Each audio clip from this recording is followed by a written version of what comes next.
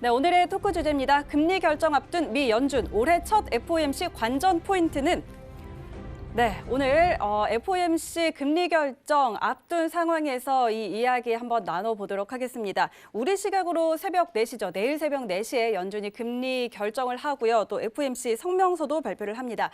지금 일단 시장의 컨센은 금리 동결입니다. 그런데 트럼프 대통령은 현재 인플레이션 압박이 약한 상황에서 부채 상환 부담을 최소화하기 위해서 금리를 인하해야 한다라고 또 다시 연준을 계속해서 압박하고 있습니다. 그런데 사실 이런 부분은 크게 영향을 미칠 것 같지는 않은데요. 일단 시장에서는 금리 동결을 대다수가 예측하고 있는 상황인데 좀 어떻게 보세요? 네, 일단 뭐 금리 동결은 거의 뭐 기정사실화된 네. 사실이고, 저는 대선 전까지는 뭐 금리 인상이라든지 금리 인하라든지 이렇게 급격한 좀 기조 변화는 없을 걸로 보입니다. 왜냐하면 이렇게 트럼프 대통령이 매일 뭐 금리 인하를 하라고 압박을 줬다 해서 금리를 인하해버리는 순간 이제 FOMC도 약간 당파적 성향을 띈다, 또 이런 비판이 그쵸. 나올 수가 있기 때문에 상당히 오히려 더 조심스럽게 더 행동할 여지가 있기 때문에 금리 인하는 조금 무리지 않을까 싶고, 금리 인상도 사실 조금 어렵죠. 작년 9월 또 레포 금리 급등한 그런 또 사례가 있기 때문에 네. 당분간 어제도 말씀드렸다시피 일단 2분기까지는 매월 그 단기 국채 매입하는 거는 지속하기로 했고, 이제 그 규모를 계속 유지할 거냐 아니면 네. 규모를 조금 줄이냐가 이제 요 FOMC에서 아마 나올 말이지 않을까 싶은데, 네, 일단은 유지하되 이제 다음 회의 때 조금 줄이는 거를 이제 좀 선택지로 두지 않을까, 저는 그렇게 보고 있습니다. 네. 네, 알겠습니다. 일단 이번에 금리 자체에 대해서는 동결을 할 것이다라는 게 일단은 시장의 컨센이고, 그런데 말씀하신 것처럼 금리 결정 자체보다는 이번에는 이제 유동성과 관련한 부분에 조금 더 주목을 하고 있습니다. 2분기까지는 이런 유동성 공급 정책을 지속할 것인데, 과연 이제 그 이후에 이런 채권 매입을 통해서 단기 유동성을 공급해 오던 것을 축소할 텐데 그 규모에 대해서 조금 더 짚어봐야 될 것 같아요. 자, 우리 양세동 해설위원님 어떻게 좀 보세요? 네, 일단은 사실 이 부분에 관련해 갖고는 좀 이제 준 차장님하고 크게 다른 이견 자체는 없습니다. 네. 중요한 거 자체는 이제 시청자분들이 아셔야 될 거는 금리를 동결할 가능성이 굉장히 높다는 점. 네. 뭐 이 부분은 좀 포커스를 맞춰야 되는데, 조금 이제 후반부 관련해고 향후 어떤 초점 자체가 FOMC에서 열릴 것인가, 이 부분이 지금 맹점일 것 같은데, 네. 저는 이번 회의는 사실 크게 의미가 없다 이렇게 좀 생각을 하는 편이에요.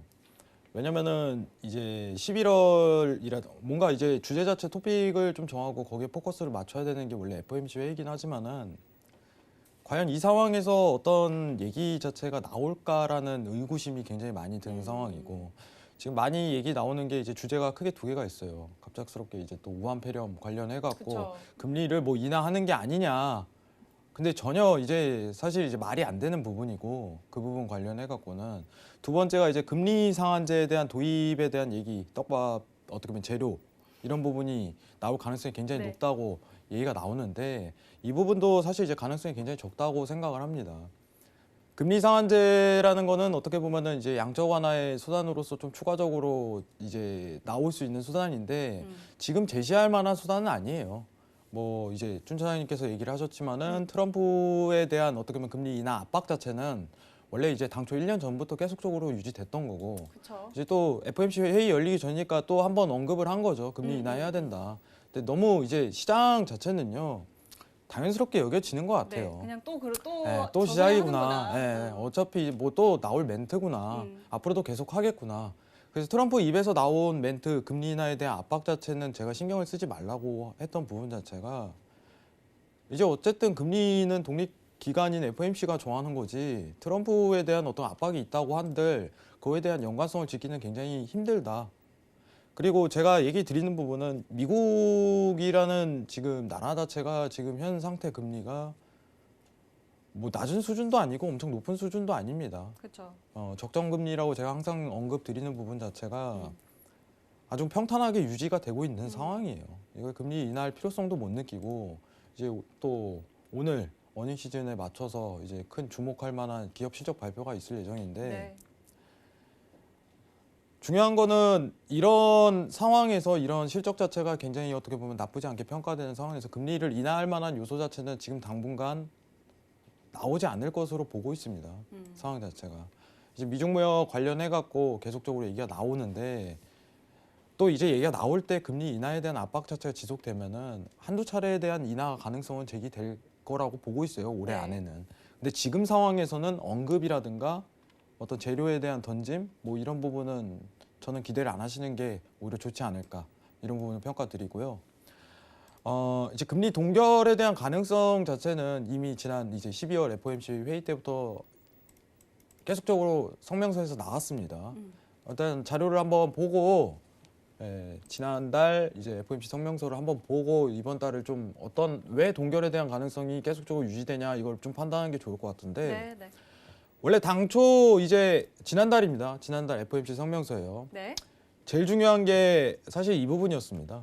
중요한 부분만 좀 보도록 할게요. 시청자분들도 뭐 사실 이 부분을 다 팩트를 체크하는 것보다 자 삭제된 문구 자체가 정확하게 있었어요. 이러한 판단에 대한 불확실성은 여전하다. 근데 이게 삭제가 되었습니다. 불확실성이 아직 남아있다 이러면은 금리 인하에 대한 기조 자체를 유지할 수 있다는 스탠스를 유지하겠죠. 근데 12월에 이 문구를 삭제하겠다는 거는 당분간 금리 동결을 지향할 것이다. 이거를 간접적으로 언급한 거예요. 그렇기 때문에 어떻게 보면은 1월 들어서도 금리 FOMC 회의가 열리지만은 크게 이슈화 되지 않았던 부분 자체는 지난달 금리 인하에 대해서 불확실성이 삭제됐는데 이거 금리 인하할 명분 자체가 없다. 모두가 아는 사실이죠. 기정화 사실된 부분이죠. 지난달부터. 그러면은 향후 1개월, 2개월은 2월에도 FOMC 회의가 열리지만은 금리 동결 자체가 당분간은 좀 지속될 가능성이 굉장히 크다는 부분을 어느 정도 매듭을 짓고 가야 돼요.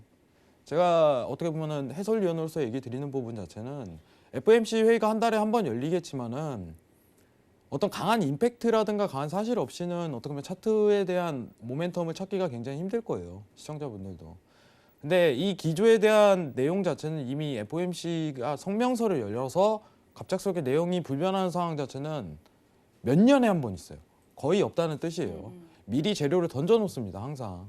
3주 전이건 한 달 전이건 향후 FOMC가 어떤 기조를 유지할지. 네, 네. 그렇기 때문에 지금 와서 이거 동결 맞나요? 이런 얘기를 한다면 굉장히 우스운 꼴이에요. 시청자분들도 확실히 인지를 하실 겁니다. 제가 항상 당일날 확인하지 말라고 얘기를 했던 부분 자체가 금리 결과 발표하면 금리 결과에 대한 치에 대해서 그걸 가지고 어떻게 보면 차트 트레이딩 하시는 분들이 있는데 이건 굉장히 안 좋은 습관이다.